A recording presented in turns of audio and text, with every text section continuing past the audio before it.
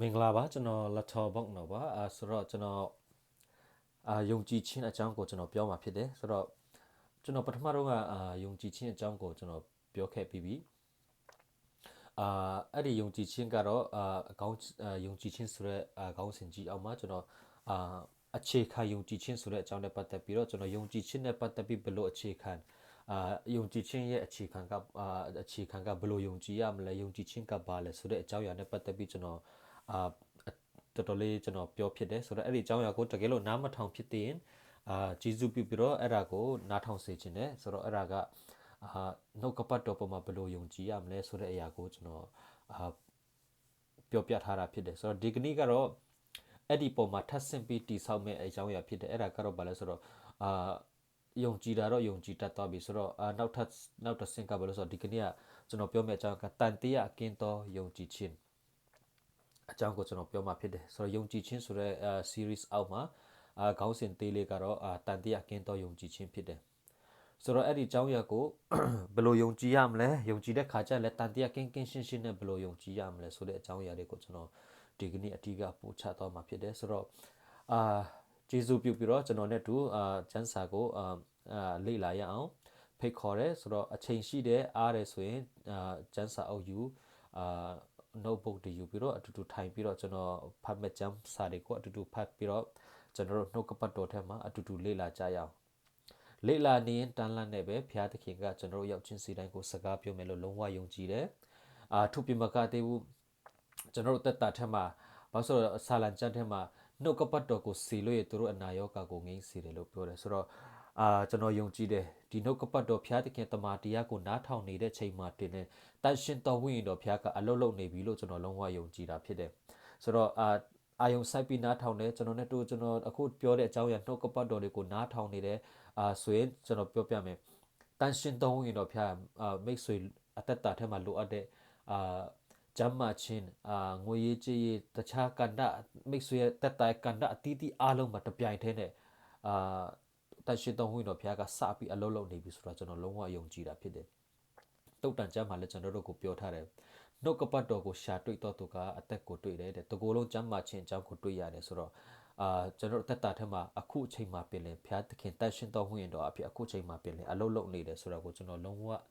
ယုံကြည်တာဖြစ်တယ်ဆိုတော့အဲ့ဒီအတွက်ကြောင့်မလို့အာနှုတ်ကပတ်တော်ကိုလေ့လာတဲ့ချိန်မှာ100%မျှော်လင့်ရအောင်ဘုရားသခင်အလုံးလုံးမယ်တန်ရှင်တော်ဝင်တော်ဘုရားကျွန်တော်အသက်တာထဲမှာအလုံးလုံးမယ်ဆိုတာကိုယုံကြည်ရအောင်အာမင်တန်ရှင်တော်ဝင်တော်ဘုရားကကျွန်တော်ရောက်ချင်းစီတိုင်းကိုထူးသဖြင့်ဉာဏ်ပညာနဲ့ပြည့်စုံစေပြီးတော့ကျွန်တော်တို့ကိုဒီကနေ့အသက်တော်နှုတ်ကပတ်တော်ထဲမှာပါတဲ့အသက်တော်ဖွင့်ပြခြင်းနဲ့ကျွန်တော်တို့ကိုစကားပြောမယ်လို့လုံးဝယုံကြည်တာဖြစ်တယ်အာမင်ဆိုတော့ယုံကြည်ခြင်းအကြောင်းတွေကိုကျွန်တော်တို့လေ့လာတဲ့အခါမှာကျွန်တော်တို့ယုံကြည်ခြင်းဆိုတာကရယူခြင်းဖြစ်တယ်ကျွန်တော်အခြေခံယုံကြည်ခြင်းထဲမှာကျွန်တော်ပြောခဲ့တဲ့အကြောင်းအရာကျွန်တော်တို့ယုံကြည်တယ်ဆိုတာကမဖြစ်သေးတဲ့အရာတစ်ခုကိုကျွန်တော်တို့ကဘုရားသခင်စီမှာယုံကြည်မှဘုရားသခင်အော်ဆိုပြီးတော့ထလုပ်ပေးတာမျိုးမဟုတ်ပါဘူးယုံကြည်ခြင်းဆိုတာကဘုရားသခင်ကကျွန်တော်တို့အရောက်ချင်းစီတိုင်းတော့ယေရှုခရစ်တော်ကားတိုင်းပေါ်မှာ it is finished လို့ပြောပြီးကြတဲ့က spiritual နယ်ပယ်မှာဝိညာဉ်ရေးရာနယ်ပယ်မှာဘုရားသခင်ကကျွန်တော်တို့အတွက်အကုန်လုံးလှုပ်ထားပေးသွားပြီဖြစ်တယ်။ဒါပေမဲ့ကျွန်တော်တို့ကအခု physically ကျွန်တော်တို့မမြင်ရဘူး။ဘာကြောင့်လဲဆိုတော့ဘုရားသခင်ကနာဝိညာဉ်ဖြစ်တယ်။ဝိညာဉ်ရေးရာနယ်ပယ်မှာအကုန်လုံးရှိထားပြီးသားဖြစ်တယ်။ယုံကြည်တယ်ဆိုတာကကျွန်တော်တို့ကယုံကြည်တယ်ဆိုတာကဘုရားသခင်လှုပ်ထားပေးတဲ့အရာကိုကျွန်တော်တို့ကကိုတော်လှုပ်ထားပေးတယ်ဆိုတာကျွန်တော်ယုံကြည်တယ်။အဲ့ဒါကိုယုံကြည်တာဖြစ်တယ်။ကျွန်တော်တို့ရဲ့ယုံကြည်ခြင်းကမဖြစ်သေးတဲ့အရာတစ်ခုကိုဖြစ်အောင်လုပ်တာမဟုတ်ဘဲနဲ့ဖြစ်ပြီးသားအရာကိုယေရှုခရစ်တော်အဖြစ်ကျွန်တော်ယုံကြည်တယ်ကိုတော်လုပ်ပေးတယ်ဆိုတော့ကျွန်တော်ယုံကြည်တယ်အဲ့ဒါကိုယုံကြည်တာဖြစ်တယ်အာမင်ယုံကြည်တယ်ဆိုတာကကိုယုံချင်တာကိုရှောက်ယုံတာကိုယုံကြည်ခြင်းလို့မပြောဘူးโอเคကျွန်တော်အခြေခံယုံကြည်ခြင်းမှာအဲ့ဒီအကြောင်းအရာအများကြီးပြောထားတယ်ကိုယုံကြည်တဲ့ယုံကြည်တာမဟုတ်ဘုရားသခင်ရဲ့နှုတ်ကပတ်တော်ကိုယုံကြည်တာဖြစ်တယ်တနည်းပြောရင်နှုတ်ကပတ်တော်ဆိုကြတဲ့ကဘုရားသခင်လှုပ်ထားပေးတဲ့အရာဖြစ်တယ်အဲ့ဒီအပေါ်မှာကျွန်တော်တို့ယုံကြည်တာဖြစ်တယ်အာမင်အဲ့ဒါကြောင့်ယုံကြည်တာကအယမ်းမခက်ပါဘူးလွယ်လွယ်လေးပဲတိထားဖို့ကိုဘယ်အရာပေါ်မှာယုံကြည်လဲဆိုတာတိထားဖို့ပဲအရေးကြီးတာအာမင်ဆိုတော့ဘုရားသခင်ကိုယုံကြည်တယ်ဆိုတဲ့နေရာမှာအဓိကအကြတဲ့အချက်တစ်ချက်ကပါလဲဆိုတော့ကျွန်တော်တို့ဘုရားသခင်ကိုယုံကြည်တယ်ဆိုရင်ကျွန်တော်တို့ဘုရားသခင်ကကျွန်တော်တို့ကိုချစ်တယ်ဆိုတာကိုကျွန်တော်နံပါတ်1သိဖို့အရေးကြီးတယ်အဲ့ဒါကကျွန်တော်ရဲ့ ပထမအဆုံးဥတီချက်ဖြစ်တယ်ဖျားတခင်ကကျွန်တော်တို့ကိုချစ်တယ်ဆိုတာကိုကျွန်တော်စိတ်ထဲမှာလုံးဝစိတ်ချယုံကြည်တယ်ဖျားတခင်ကသားတော်ရင်ကိုမနှမျောပဲစွတ်တော်မူသောသူသည်သားတော်နဲ့တကွာခတ်သိမ်းတော်ရာကျွန်တော်ကိုမပေးဘဲမနေဘူးဆိုတဲ့အကြောင်းအရာကိုကျွန်တော်ဆင်ခြင်လို့ရှိရင်ဘုရားသခင်ကသူ့ရဲ့တပါးတီးသောသားတော်တောင်ငါ့ကိုပေးခဲ့တာပဲဒီကြတဲ့အရာတွေကအဲ့ဒီဖွင့်ပြခြင်းကျွန်တော်တက်တာထဲမှာရှိလို့ရှိရင်လေကျွန်တော်တို့ဘုရားသခင်ကကျွန်တော်တို့ကိုဘယ်လောက်ချစ်လဲကျွန်တော်တို့အပြစ်ရှိတဲ့ချိန်မှာပင်ကျွန်တော်တို့အတွက်လာပြီးတော့အသေးခံပေးခဲ့တာဖြစ်တယ်ဖျားသခင်ကကျွန်တော်ကိုချစ်တယ်ကျွန်တော်အပြစ်ရှိတဲ့ချိန်မှာပြင်ကျွန်တော်ရဲ့ထိုက်တန်ခြင်းမထိုက်တန်ခြင်းကျွန်တော်ရဲ့အဖြစ်အပျက်အခြေအနေကိုမကြည့်ဘဲနဲ့သူကကျွန်တော်ကိုချစ်လို့တက်မဲ့ကျွန်တော်ကိုလာကူညီတာဖြစ်တယ်လာပြီးကယ်တင်တာဖြစ်တယ်ကျွန်တော်ဖက်ကအားထုတ်စရာဆက်မှမရှိဘဲနဲ့ဖျားသခင်ကကျွန်တော်ကိုချစ်လို့အားကြီးလို့ကျွန်တော်ကိုကယ်တင်ခဲ့တာဖြစ်တယ်အခုကယ်တင်ခြင်းရပြီးတဲ့ခါမှာလဲဖျားသခင်ကအဲ့လိုပဲဆက်ပြီးတော့ကျွန်တော်ကိုချစ်နေတယ်ဆိုတာကျွန်တော်သိဖို့လိုအပ်တယ်ဖျားတခင်ကကျွန်တော်တို့ကိုအသက်ပေးလောက်အောင်ကျွန်တော်တို့ကိုချစ်တယ်ဆိုတဲ့ဟာကိုကျွန်တော်စိတ်နှလုံးသားထဲမှာကျွန်တော်ကားတိုင်းထဲမှာကျွန်တော်တို့မထိုက်တန်တဲ့သူတယောက်အသေးခံပြီးချစ်ခဲ့တယ်ဆိုတဲ့အရာကိုကျွန်တော်ဆင်ခြင်တဲ့ခါကျရင်လေဖျားတခင်စီမှာဖျားတခင်ကိုယုံကြည်ဖို့ကမခက်တော့ဘူးဖျားတခင်ကကျွန်တော်ကိုချစ်တယ်ဆိုတာကကျွန်တော်ကိုချစ်တယ်ဆိုတာကိုသိတယ်ဆိုရင်ဖျားတခင်ကျွန်တော်အတွက်အကောင်းဆုံးအမြဲတမ်းလှုပ်ဆောင်ပေးတယ်ဆိုတာကိုကျွန်တော်လုံးဝစိတ်ချယုံကြည်လာနိုင်တာဖြစ်တယ်အာမင်ရှင်လုကာခရစ်မှာကျွန်တော်တို့ကိုပြောထားတဲ့အကြောင်းအရာလေးတစ်ခုလည်းကျွန်တော်သဘောကျတာရှိတယ်အဲ့ဒါကဘာလဲဆိုတော့ကျွန်တော်တို့ကိုဖျားသခင်ကဘယ်လောက်ချစ်လဲဆိုတာသိချင်တင်တို့တွင်တဲ့အဖဖြစ်တော်သူ၌သားသည်မုတ်ကိုတောင်းလင်အဖသည်သားကိုကြောက်ကိုပေးမိလောငါးကိုတောင်းလင်ငါးအစားမွေကိုပေးမိလောဥကိုတောင်းလင်ကိပိကောက်ကိုပေးမိလောတင်တို့သည်တဲ့အဆိုးဖြစ်လျက်ပင်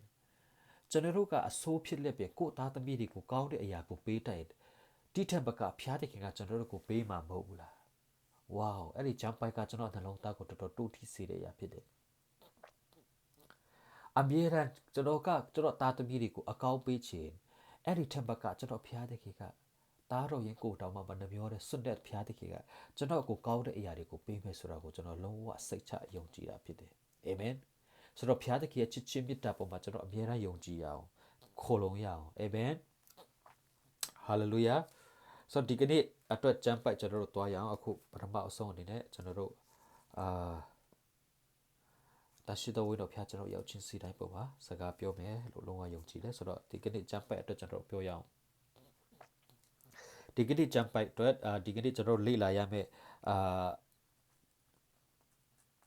ဂျမ်ပိုက်မဖတ်ခင်မှာကျွန်တော်အခြေခံဂျမ်ပိုက်ကိုအရင်ဖတ်ရအောင်အာမင်မာကု7 27အရင်ဖတ်ရအောင်မာကု7 27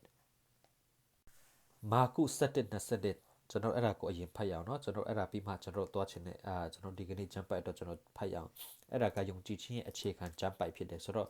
မာကု7 27ကိုတွေ့ပြီဆိုရင်ကျွန်တော်တို့အတူတူဖတ်ရအောင်ယေရှုကလည်းသင်တို့သည်ဘုရားသခင်ကိုယုံကြည်ခြင်းရှိကြလော့ဆိုတော့ဘုရားသခင်ကိုယုံကြည်တယ်ဆိုတာက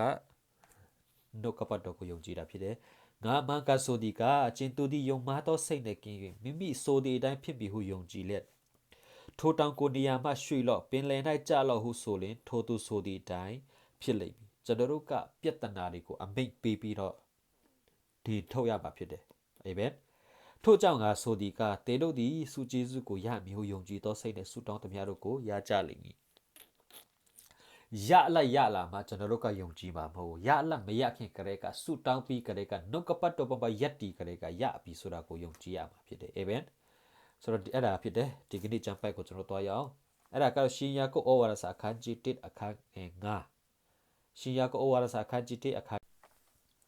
မာကုရှင်မာကုခရစ်အခန်းကြီး1အငယ်9အဲ့ဒီကနေစရအောင်နော်ဆိုတော့အဲ့ဒီမှာဖတ်တဲ့အကြောင်းအရာကျွန်တော်ဖတ်ရအောင်တင်တို့တွင်တဲ့တဆုံတယောက်တော်သူသည်ပညာကိုလိုလင်တဲ့ကဲ့ရဲ့ပြစ်တင်ခြင်းကိုပြုတော်မမူပဲတဲ့ခတ်သိမ်းသောသူတို့အားစေရနာစိတ်နဲ့ပေးတော်မူသောဘုရားသခင်ကိုတောင်းစေထို့တောင်းလင်ရလိမ့်မည်တို့ရတွင်တွေးတောခြင်းမရှိဘဲယုံကြည်သောစိတ်နဲ့တောင်းရမည်တွေးတောခြင်းရှိသောသူသည်ကလေတက်၍လှုပ်ခတ်သောလှိုင်းတဘိုးနှင့်တူ၏ထိုသူသည် ထိုသို့သောသူသည်စိတ်နှခွရှိသောသူပြုလေသမျှတို့၌မတည်ကြည်သောသူဖြစ်၍ထာဝရဘုရား၏လက်တော်မှတစုံတစ်ခုကိုရမည်ဟုမထင်မှတ်စေနှင့်ဝေါတော်တော်ပြင်းထန်တဲ့စကားလုံးဖြစ်တယ်နော်နောက်ဆုံးကျမ်းပိုက်လေးကထာဝရဘုရား၏လက်တော်မှတစုံတစ်ခုကိုရမည်ဟုမထင်မှတ်စေနှင့်ဘလို့လူရဲဆိုတော့တွေးတောခြင်းရှိတဲ့သူဖြစ်တယ်တနည်းပြောရင်တန်တရားရှိတဲ့သူဖြစ်တယ်ပြန်ဖတ်ရအောင်နောက်တစ်ခေါက်6ကနေဖတ်ရအောင်တို့ရတွင်တဲ့တွေးတောခြင်းမရှိဘဲယုံကြည်သောစိတ်နဲ့တောင်းရမည်တွေးတောခြင်းရှိသောသူမည်ဒီကလေခတ်၍လှုပ်ရှားတတ်သောလှိုင်းတဘိုးနှင့်တူ၏ထိုသို့သောသူသည်စိတ်နှခွရှိသောသူပြုလေသမျှတို့၌မတည်ကြည်သောသူဖြစ်၍ထာဝရဘုရား၏လက်တော်မှတစုံတစ်ခုကိုရမည်ဟုမမျှော်မထင်မှတ်စေနဲ့ဆိုတော့ဒီချမ်းပိုက်ကိုဖတ်တဲ့ခါကျရင်ကျွန်တော်တို့တိတာတဲ့အကြောင်းအရာကဘာလဲဆိုတော့ကျွန်တော်တို့ခရိယန်တော်တော်များများအခုကျွန်တော်တို့ပတ်ဝန်းကျင်တွေမှာတိတဲ့သူတွေကိုမေးကြည့်ရင်ကျွန်တော်တို့ဒီချမ်းပိုက်ရဲ့အဖြစ်ကျွန်တော်တို့တွေ့ရတာကိုကျွန်တော်တွေ့ရမယ်ကျွန်တော်ဘာပြောချင်တာလဲဆိုတော့ဥပမာကျွန်တော်ခရိယန်တွေဆူတောင်းကြတယ်ဂရိတော်ပုံမှာရက်တီကြတယ်ဘယ်လိုပဲတောင်းအခုကျွန်တော်ဥပမာကျွန်တော်တို့ဆူပြီးတော့ဆူတောင်းကြတယ်လူတယောက်ကဆူတောင်းချက်တောင်းခံတယ်ကျွန်မဥပမာပေါ့နော်ကျွန်တော်ဒီဆူတောင်းချက်တောင်းခံခြင်းလဲဆိုတော့ဥပမာကျမ်းမာခြင်းနဲ့ပတ်သက်ပြီးတော့เนาะဒီကျမ်းမာခြင်းနဲ့ပတ်သက်ပြီးဆူတောင်းပေးပါလို့ဆူတောင်းခံတယ်ဆိုတော့ကျွန်တော်တို့အဲ့မှာလူဒီအားလုံးကကျန်းစာကိုပဲအသုံးပြုတယ်ကျွန်တော်တို့မြေကြီးပေါ်တဲ့နှစ်ဦးတို့သဘောတူလဲဆိုပြီးကျွန်တော်တို့ကသဘောတူတယ်ဆူတောင်းကြတယ်ဆူတောင်းပြီးတဲ့ခါမှာအားလုံးကဆူတောင်းပြီးတဲ့ခါမှာကျွန်တော်အားလုံးဆူတောင်းစီဝေးပြီးသွားတဲ့ခါမှာစကားပြောတဲ့ခါမှာနင်ဘာဖြစ်တယ်လဲနာဖြစ်နေဟလားအေးဟုတ်တယ်ငါတို့ဆူတောင်းပြီးဆိုရင်ကျမ်းမာတော့မယ်ပျောက်တော့မယ်ဆိုတာယုံကြည်တာအာမင်ဒါပေမဲ့အခုမပျောက်သေးဘူးစီဖះအလိုတော်ရှိတော့ပျောက်မှာပေါ့ဆိုတော့ကျွန်တော်တို့ကပထမတော့ကဆူတောင်းတော့ကယုံကြည်ခြင်းနဲ့ဆူတောင်းတယ်အခုဆူတောင်းပြီးတဲ့ခါကျတော့ဖះအလိုတော်ရှိတော့ပျောက်မှာပေါ့နောက်တစ်ခုကဥပမာတချို့လူတွေကကလေးအတွက်ဆူတောင်းတယ်ဥပမာလင်မယားတွေကလေးလိုချင်တယ်ဆိုတော့အပတ်တိုင်းလိုဆူတောင်းချက်တောင်းခံတယ်ဆိုတော့ဆူတောင်းတယ်ဥပမာပြောနေရနော်ဆူတောင်းတယ်ဆူတောင်းပြီးတော့တနေ့အပြင်မှာတွေ့တဲ့ခါကျတော့ပြောတယ်ငါတို့ဆူတောင်းထားတဲ့အဖြစ်နင်တို့မကြခင်ကလေးရတော့မယ်နင်တို့လိုချင်တဲ့ကလေးလေးရတော့မယ်လို့ပြောတယ်ဖះလိုတော့ရှင်းတော့ရမှာပေါ့ကွယ်လို့ပြောတယ်ဟာကျွန်တော်တို့ဆူတောင်းတော့ကတော့ယုံကြည်ခြင်းနဲ့ဆူတောင်းတယ်အခုကျတော့ဖះသခင်အလိုတော်ရှင်းတော့တောင်းဖို့နားကြားလို့ကအရန်ကောင်းတဲ့စကားလုံးဖြစ်တယ်မသိအရန်နာခံတဲ့စကားလုံးဖြစ်တယ်ဖះသခင်အလိုတော်ရှင်းတော့ကျွန်တော်တို့ကအဲ့ဒါကဘာလို့ဆိုကျွန်တော်တို့ဆူတောင်းထားတဲ့အရာနှုတ်ကပတ်တော်ပေါ်မှာယုံကြည်ထားတဲ့အရာကိုအကုန်လုံးကိုတီးဆောက်ထားတဲ့အရာကိုဖြိုဖျက်လိုက်တာ ਨੇ အတူတူပဲဖြစ်တယ်ဘုရားသခင်အလိုတော်ရှိတော့ဖြစ်မှာပေါ့ဒါဆိုရင်ကျွန်တော်တို့ကဆူတောင်းတော့ကဘုရားသခင်အလိုတော်မသိဘဲနဲ့တောင်းနေလို့လားအာမင်အဲ့ဒါကမေးခွန်းထုတ်เสียဖြစ်လာတယ်ဘာလို့ကျွန်တော်တို့ကဘာကြောင့်ကျွန်တော်အဲ့လိုပြောလဲဆိုတော့ဒီကျမ်းစာထဲမှာကျွန်တော်ပြောတာကတွေးတောချင်းရှိတော်သူကယုံဆူတောင်းတဲ့ခါကျယုံကြည်ခြင်းနဲ့ဆူတောင်းရမယ်ကျွန်တော်ယုံတဲ့ခရိယန်တွေတော်တော်များများဆူတောင်းတိုင်းယုံကြည်ခြင်းနဲ့တောင်းတယ်လုံးဝတန်တရားမရှိပါဘူးဒါပေမဲ့ပြဿနာကယုံကြည်ခြင်းနဲ့ဆူတောင်းပြီးတဲ့နောက်မှာသူတို့ကတွေးတောခြင်းရှိတာတနည်းပြောတန်တရားဝင်တာတန်တရားဝင်တဲ့ငါတန်တရားဝင်တယ်လို့ဗဇတ်နဲ့တော့မပြောပါဘူးဒါပေမဲ့သူတို့ရဲ့စကားအပြောဆိုဘုရားသခင်အလိုတော်ရှိတော့ရမှာပေါ့ဆိုတဲ့စကားလုံးကအယမ်းနာကြားလို့တော့ကောင်းတယ်အယမ်းကိုဝိညာဉ်ရေးရမှာရင့်ကျက်တဲ့တယောက်ရဲ့စကားတန်လို့ပုံစံမျိုးထွက်တယ်ဒါပေမဲ့ basically ကတော့ तू အဖြစ်အတိအကျမသိတာဖြစ်တယ်တနည်းပြောရင်တန်တရားဝင်နေတာဖြစ်တယ်အာမင်ကိုတောင်းတဲ့ဟာကိုရမယ်ဆိုတော့ကို 100% တေချာမှုမရှိတာဖြစ်တယ်ကျန်းစာပေါ်မှာရက်တည်တယ်ကျန်းစာပေါ်မှာဆူတောင်းတယ်ဒါပေမဲ့ကိုကတန်တရားဝင်တဲ့ခါမှာကျွန်တော်တို့အသက်တာထဲမှာအောက်ဆုံးမှာပါတဲ့အကြောင်းအရာကဘာလဲဆိုတော့ထာဝရဘုရား၏လက်တော်မှာတဆုံတို့ဘုရားသခင်ကမပေးတာမဟုတ်ကျွန်တော်ခုနပထမပြောပြီးပြီယုံကြည်ခြင်းဘုရားသခင်ကပေးပြီးပြီဖြစ်တယ်ကျွန်တော်တို့အသက်တာထဲမှာတန်တရားဝင်တဲ့ခါကျတော့အဲ့ဓာတွေကကိုယ့်လက်ထဲမှာကိုမပြင်ရတာဖြစ်တယ်တနည်းပြောရရင်တော့ဒီကျမ်းပါမပြောထားတာရှင်းရှင်းလေးပဲထာဝရဘုရားလက်တော်မှာတဆုံတစ်ခုကိုရမည်ဟုမျှော်မထင်မှတ်စေနဲ့ကျွန်တော်တို့ယုံကြည်သူတွေရဲ့ပတ်ဝန်းကျင်မှာယုံကြည်သူတွေဆူတောင်းကြတယ်နေညမပြတ်ဆူတောင်းကြတယ်ဆူတောင်းခြင်းကအရန်ရေးကြီးရဟာလေလုယာအခုချိန်ကာလမှာလည်းကျွန်တော်ဆူတောင်းဖို့အရေးကြီးတယ်ဒါပေမဲ့ကျွန်တော်တို့သက်တာထဲမှာဆူတောင်းတဲ့အခါမှာတန်တရားကင်းနဲ့ဆူတောင်းဖို့အရန်အရေးကြီးပါတယ်အာမင် ကျွန်တော်တို့ခရိယန်ဒီကဆူတောင်းတဲ့ခါကျရင်အဲ့လိုမျိုးဒီအကြောင်းအရာကိုဓာမလဲတဲ့ခါကျရင်လေကျွန်တော်တို့ပတ်ဝန်းကျင်မှာကျွန်တော်တိုင်းဝိုင်းမှာအထူးသဖြင့်မယုံကြည်သူတွေရဲ့ရှေ့မှာကျွန်တော်တို့တွေကတက်သေးထင်ရှားတဲ့တလောက်မထင်ရှားတော့ဘူးဖြစ်တယ်ကျွန်တော်တို့တောင်မှဆူတောင်းတဲ့ခါကျရင်ကိုအဖြေရမယ်ဆိုတာကို 100% မသေးချဘူးဆိုရင်မယုံကြည်သူတယောက်ကကိုလာဆူတောင်းခိုင်းတယ်ဆိုရင်ကျွန်တော်တို့ကသူတို့အတွက်ကိုဘလို့ဆူတောင်းမှလဲဖျားသခင်အလိုတော်ရှိတော့နေတောင်းတာရမယ်အလိုတော်မရှိကျွန်တော်တို့မယုံကြည်သူတွေနဲ့ဘာထူးခြားလို့တော့အာမင်ဆိုတော့ကျွန်တော်တို့သိရမှာကကျွန်တော်တို့ဆူတောင်းတဲ့ခါကျရင်တွေးတောချင်းရှိတဲ့သူကဘုရားသခင်ရဲ့လက်ထက်ကနေဘာတစ်ခုမှရမှာမဟုတ်ဘူးအဲ့ဒါကိုကျွန်တော်တို့နံပါတ်1သိထားဖို့လိုတယ်တွေးတောချင်းရှိတဲ့ဆိုတော့ကဘာလဲပထမတစ်ခါတော့ယုံကြည်ခြင်းနဲ့တောင်းတယ် hallelujah praise the lord ဆိုပြီးယေရှုခရစ်တော်နာမ၌ကျွန်တော်တို့သဘောတူတဲ့ဆူတောင်းတဲ့အကြီးကျယ်ယုံကြည်ဆူတောင်းတဲ့ချိန်မှာပြီးရင်ဆူတောင်းခန်းတဲ့ထွက်လာတဲ့ခါကျမှဘုရားသခင်အလိုတော်ရှိတော့ရမှာပေါ့နားကြားလို့တော့ကောင်းတယ်ဒါပေမဲ့အဲ့ဒါကကိုတောင်းတဲ့ဟာတန်တရားဝင်တာဖြစ်တယ်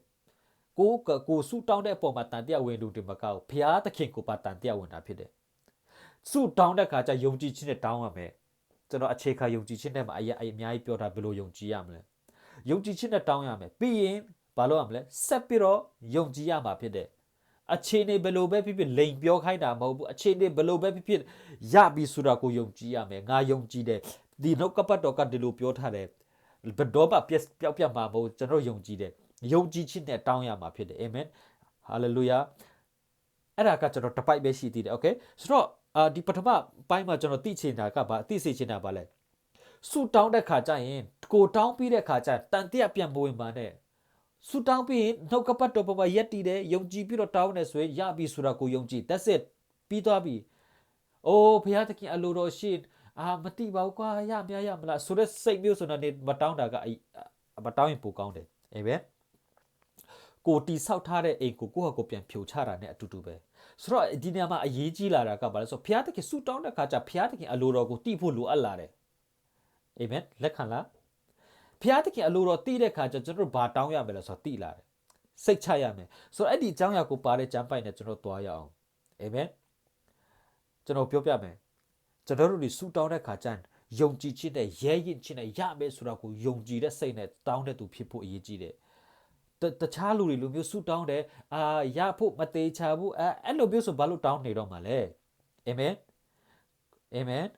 ဆိုတော့ကျွန်တော်အဲ့ဒီဘုရားသခင်အလိုတော်ကဘာလဲဆိုတဲ့အကြောင်းအရာကိုရှာဖို့အတွက်ကျွန်တော်တို့တိယော9:14-15ကိုတွားရအောင်တိယော9:14-15တိယော9:14-15ရှေးယောဟန်ဩဝါဒစာပထမဆောင်အခန်းကြီး9အငယ်14ကနေ15ကောင်းကြီးဖြစ်မယ်လို့ယုံကြည်တယ်ဆိုတော့တွေ့ပြီးဆိုအတူတူဖတ်ရအောင်ကျွန်တော် screen မှာလည်း share ထားတယ်ဆိုတော့ဒီကျွန်တော် screen မှာ share ထားတဲ့ဂျမ်ပိုက်တွေကMSB မြန်မာစံမီကျန်းစာဖြစ်လိုက်ပါကြောက်လို့ဆိုကျွန်တော် Zoji Ford ကကျွန်တော်ဒီမှာမပေါ်လို့လေเนาะဆိုတော့ဒါပဲအတိတ်ပဲကတော့အတူတူပဲဖြစ်မယ်ဆိုတော့တွေ့ရင်ဖတ်ရအောင်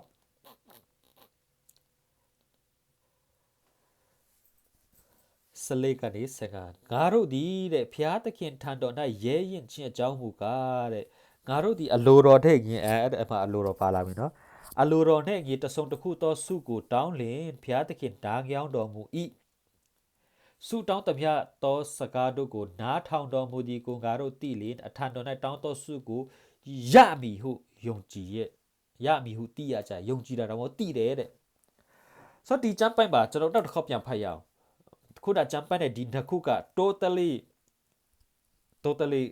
နှစ်ခုစလုံးကဆန့်ကျင်ဖက်ဖြစ်တယ်ရှင်ယာကုပ်ဩဝါဒစာမှာကတန်တရားဝင်တဲ့သူတို့ကဘာတစ်ခုမှရမှာမဟုတ်ဘူးတဲ့ဒီမှာကျတော့တောင်းရင်လုံးဝရမယ်โอเคပြန်ဖတ်ရအောင်ငါတို့ဒီတဲ့ဘုရားသခင်ထံတော်၌ရဲရင်ချင်းအကြောင်းဟုမူကားငါတို့ဒီအလိုတော်နဲ့အညီတဆုံတစ်ခုသောစုကိုတောင်းလေဘုရားသခင်နားကြောင်းတော်မူ၏ဆူတောင်းသမျှသောစကားတို့ကိုနားထောင်တော်မူသည်ကိုငါတို့သိလျင်အထံတော်၌တောင်းသောဆုကိုရမည်ဟုသိရကြ၏ငါတို့သည်ဖျားသခင်ထံတော်၌ရဲရင်ချင်းကြောင့်ဟုမူကားငါတို့သည်အလိုတော်နှင့်ညီတဆုံတစ်ခုသို့ဆုတောင်းလေဖျားသခင်နားထောင်တော်မူ၏ဆိုတော့ဒီနေရာမှာလူတွေ confuse ဖြစ်တာကလူတွေကဒီဟာကိုဘယ်လဲဟို machine မလင်းဖြစ်တာကအလိုတော်ဒါဆိုဖျားသခင်အလိုတော်နှင့်ညီတောင်းရင် ngaro ya meဟုတ်တယ်အဲ့ဒီပါလူရတန်တရားမရှိဘူး yes amen ဒါပေမဲ့ပြဿနာကအလိုတော်ကပါလဲအဲ့ဒါကပြဿနာဖြစ်လာတာဖြစ်တယ်အဲ့ဒါကြောင့်မလို့အဲ့ဒီဟာကိုရှင်းရှင်းလင်းလင်းနားမလဲတဲ့အတွက်ကြောင့်မလို့ပထမရှင်ယာကုန်းမှာပြောတဲ့အကြောင်းအရာဆူတောင်းပေးတဲ့ခါကျရင်အလိုတော်ကဘာလဲမသိပါဘူးဆိုတဲ့အတွေးခေါ်ကအဲ့ဒီကနေဝင်လာတာဖြစ်တယ်ကျွန်တော်တို့ကဖျားသခင်ရဲ့အလိုတော်ကိုမသိဘဲနဲ့ဆူတောင်းလို့ရှိရင်ကျွန်တော်တို့ကတန်တရားဝင်တဲ့သူဖြစ်တယ်ဖျားသခင်လက်ထက်ကနေဘာတစ်ခုမှရမှာမဟုတ်ဘူးအာမင်ဒါပေမဲ့ဒီမှာအလိုတော်ကိုတိပြီးတောင်းတဲ့သူကတော့ဖျားသခင်စီကနေတောင်းတဲ့ဆုကိုရမယ်ဆိုတာကိုသိချတာဖြစ်တယ်ဟာလေလုယာဆိုတော့အလိုတော်ကဘာလဲဆိုတာကိုကျွန်တော်လေ့လာရအောင်အာမင်အဲ့ဒါတိပြီးသွားရင်ကျွန်တော်တို့ဆုတောင်းတိုင်းပါအဖြစ်တိကျရမှာဖြစ်တယ်အာမင်ကောင်းကြီးဖြစ်မယ်လို့ကျွန်တော်လုံးဝယုံကြည်တယ်မိတ်ဆွေဒီကနေ့ဒီဟာကိုဒီအကြောင်းအရာကိုလုံးဝနားလည်သွားပြီဆိုရင်ကျွန်တော်ပြောပြမယ်မိတ်ဆွေအသက်တာထဲမှာနောက်တစ်ရက်ဖျားတကိတ်ကိုယုံကြည်တဲ့နေရာမှာဆုတောင်းတဲ့နေရာမှာတခြားလူနဲ့မတူဘဲနဲ့လုံးဝစိတ်ချယုံကြည်တဲ့သူတယောက်ဖြစ်လာမှာဖြစ်တယ်အာမင်ဆိုတော့ဖျားတခင်အလိုတော်ဆိုတာဘာလဲဆိုတာကျွန်တော်လေ့လာဖို့ရှင်ယောဟန်ဩဝါဒစာအခန်းကြီး6အငယ်28 29အဲ့ဒါကိုဖတ်ရအောင်ဆိုတော့ကျွန်တော်အခုလေ့လာမယ့်အကြောင်းအရာကဘာလဲအလိုတော်ဖျားသခင်ရဲ့အလိုတော်ကပါလဲအဲ့ဒါအကြောင်းအရာကိုကျွန်တော်လေ့လာပါဖြစ်တယ်ဖျားသခင်ရဲ့အလိုတော်ကပါလဲအာမင်ဆိုတော့ရှင်ယောဟန်ခရစ်ဝင်ကျမ်းအခန်းကြီး6အငယ်28 29ရှင်ယောဟန်ခရစ်ဝင်အခန်းကြီး6အငယ်28ကနေ29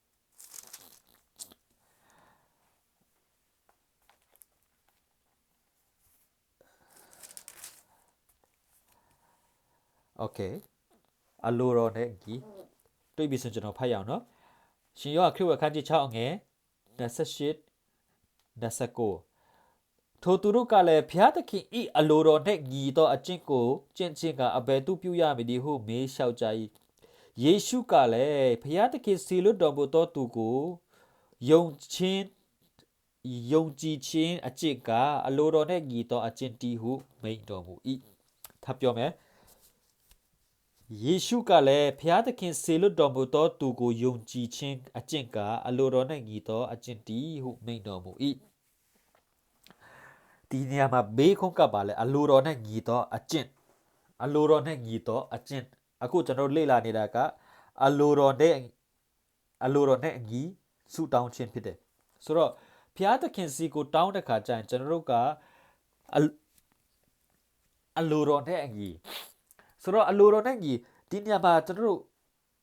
ဖျားသခင်ကကျွန်တော်တို့ကိုဒီမှာနှုတ်ကပတ်တော်ထဲမှာကျွန်တော်တို့ကိုပြောထားတာကယေရှုခရစ်တော်ကိုယုံကြည်ခြင်းကဖျားသခင်ရဲ့အလိုတော်နဲ့ညီသောအကျင့်ဖြစ်တယ်ဆိုတော့ယေရှုခရစ်တော်ကဘာတူလဲအစာအုပ်၌နှုတ်ကပတ်တော်ရှိအာမင်နှုတ်ကပတ်တော်ဖြစ်တယ်အာမင်နောက်တစ်ခုကကောရိန္သုဩဝါဒစာအခန်းကြီးကောရိန္သုဩဝါဒစာဒုတိယဆောင်အခန်းကြီး1အငယ်1ကနေ20ကောရိန္သုဩဝါဒစာဒုတိယဆောင်အခန်းကြီး1အငယ်20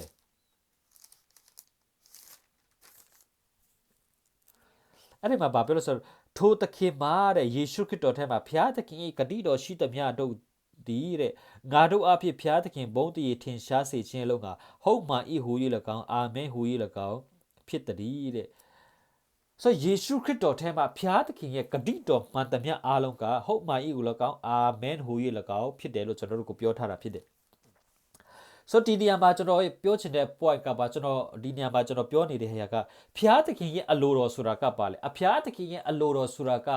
ဟာလူတွေမသိတဲ့ဟိုနက်နဲဖွေရဟိုအစာရှောင်မှအစာအယက်တရားရှောင်မှသိရတဲ့အကြောင်းအရာမျိုးမဟုတ်ဘူးဖျားသခင်ရဲ့အလိုတော်ဆိုတာကဖျားသခင်ရဲ့နှုတ်ကပတ်တော်ဖျားသခင်ရဲ့ဂတိတော်ကဖျားသခင်ရဲ့အလိုတော်ဖြစ်တယ်အာမင်ခုနကတော့ကျွန်တော်ကြမ်းပိုက်နဲ့ပြောတာဖြစ်တယ်အခုကျွန်တော်ငပိန်းအပြောနဲ့ပြောမယ်အာမင်ဖျားသခင်ကကျွန်တော်တို့ကိုဂတိပေးထားတယ်ဆိုရင်အဲ့ဒါကဖျားသခင်အလိုတော်ဖြစ်တယ်။ तू အလိုမရှိဘဲနဲ့ तू စိတ်ဆန္ဒမရှိဘဲနဲ့ तू အလိုမရှိဘဲနဲ့ကျွန်တော်တို့ကိုဂတိပေးမှာမဟုတ်ဘူး။အာမင်ဆိုတော့ဖျားသခင်ရဲ့အလိုတော်ကဘာလဲလို့မေးခွန်းထုတ်လာလို့ရှိရင်အဖြေကရိုးရိုးနဲ့ရှင်းရှင်းပဲ နှုတ်ကပတ်တော်ကဘုရားသခင်ရဲ့အလိုတော်ဖြစ်တယ်ဘုရားသခင်ရဲ့ဂတိတော်ကဘုရားသခင်ရဲ့အလိုတော်ဖြစ်တယ်အာမင်ခုနကျွန်တော်တို့ရှင်ယောဟန်အခန်းကြီး6မှာကျွန်တော်ဖတ်သွားတဲ့အကြောင်းအရာပါလဲယေရှုခရစ်တော်ကိုယုံခြင်းအကျင့်ကဘုရားသခင်ကိုယုံကြည်ခြင်းဖြစ်တယ်အာမင်ယေရှုခရစ်တော်ကိုယုံကြည်ယေရှုခရစ်တော်ကပါလဲနှုတ်ကပတ်တော်ဆိုတော့ကျွန်တော်နှုတ်ကပတ်တော်ကိုယုံခြင်းကဘုရားသခင်အလိုတော်ဖြစ်တယ်ဆိုတော့ကျွန်တော်တို့ဒါဆိုကျွန်တော်အဖြေကတည်ပြီကျွန်တော်တို့ဆူတောင်းတဲ့ခါကျရင်ဘုရားသခင်ကိုယုံကြည်တဲ့ခါကျကျွန်တော်တို့အဓိကရှာရမှာကနှုတ်ကပတ်တော်ကျွန်တော်ရဲ့ဒီကိစ္စနဲ့ပတ်သက်ပြီးတော့ကျွန်တော်ရဲ့ဒီကိစ္စနဲ့ပတ်သက်ပြီးတော့ကျမ်းစာထဲမှာပြောထားလဲအဲ့ဒါကိုရှာယုံပဲကျမ်းစာကလွယ်လေးကိုလူတွေကရှုပ်အောင်လုပ်တာဖြစ်တယ်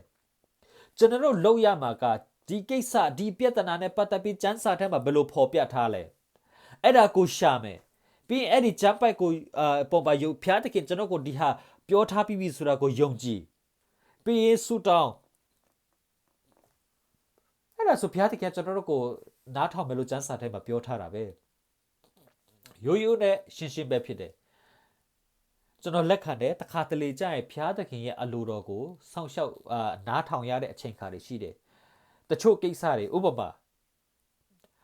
ကျွန်တော်တို့လူတယောက်ကသူ့နေရာကိုလာလဲဖို့အလဲလာခေါ်တယ်ဆိုတော့ကျန်းစာထဲမှာသူ့စီကိုအလဲသွားရမယ်လို့မပါဘူးလေဆိုတော့အဲ့ဒါမျိုးကြာရင်ကျွန်တော်တို့ကအသွားရမလားမသွားရဘူးလားဘုရားသခင်ကိုဆုတောင်းပြီးတော့ဘုရားသခင်အဲ့ဒီဘက်ကိုသွားရမလားကိုတော့ကျွန်တော်ကိုလမ်းပြပါအဲ့ဒါမျိုးကြာဘုရားသခင်အလိုတော်ကိုစောင့်ရတဲ့ကာလတွေရှိတယ်ဘာလို့ဆိုတော့အဲ့ဒါကာလကကျမ်းစာထဲမှာမပါဘူးလေအာမင်ကျမ်းစာထဲမှာမပါတဲ့ခါကျတော့ကျွန်တော်တို့ကအဲ့ဒါဘုရားသခင်အလိုတော်ရှိလားမရှိလားကျွန်တော်တို့ကအလိုတော်ကိုရှာဖို့လိုအပ်တယ်တချို့ဆုံးဖြတ်ချက်တွေချမဲ့ခါမှာဘုရားသခင်အလိုတော်ရှာဥပမာကျမ်းစာထဲမှာအတိအကျပါတဲ့အကြောင်းအရာတွေကျွန်တော်တို့ဘုရားသခင်အလိုတော်လားအလိုတော်မဟုတ်ဘူးလားဆိုတာကိုရှာနေစရာမလိုဘူးသိထားတဲ့ဟာတွေအများကြီးရှိတယ်ဥပမာသူတပားပစ္စည်းမခိုးရဆိုတာကျမ်းစာထဲမှာတိကျပါပြီးသားပြီဆိုတော့ကျွန်တော်တို့ကသူများပစ္စည်းကိုခိုးချင်တဲ့ခါကျကျွန်တော်တို့ကဒါကကျွန်တော် negative ပြောနေတာဖြစ်တယ်โอเคဥပမာလူတွေအားလုံးသိတဲ့အကြံပိုက်ကိုကျွန်တော်ပြောနေတာဖြစ်တယ်ကျွန်တော်စိတ်ထဲမှာသူတစ်ပတ်ပစ္စည်းခိုးချင်စိတ်ပေါက်လာတယ်ဆိုတော့ဆိုချမ်းစာထဲမှာသူတစ်ပတ်ပစ္စည်းမခိုးရဆိုတာပါတယ်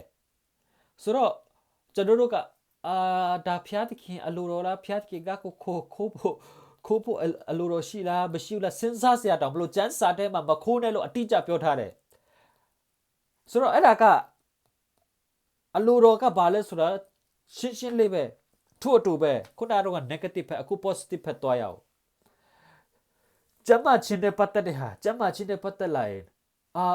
ဖျားတခင်ကကိုဒီယောဂနဲ့ပတ်သက်ပြီးတော့ပျောက်ဖို့အလိုရှိလားမသိအဲ့ဒါကရှာစရာမလိုကျမ်းစာထဲမှာယေရှုခရစ်တော်ကားတဲ့ပုံမှာခါရတော့ဒိုင်ချက်တော်လေးဖြစ်ကျွန်တော်တို့ကကျမ်းပါပြီးလို့အတိအကျပြောထားတာဖြစ်တယ်အဲ့ဒါမျိုးဂတိတော်တွေပုံမှာကျွန်တော်တို့ဘတော်မှတန်တရားမဝင်ဘဲနဲ့ပျောက်ပြီးဆိုတာကိုယုံကြည်ရမှာဖြစ်တယ်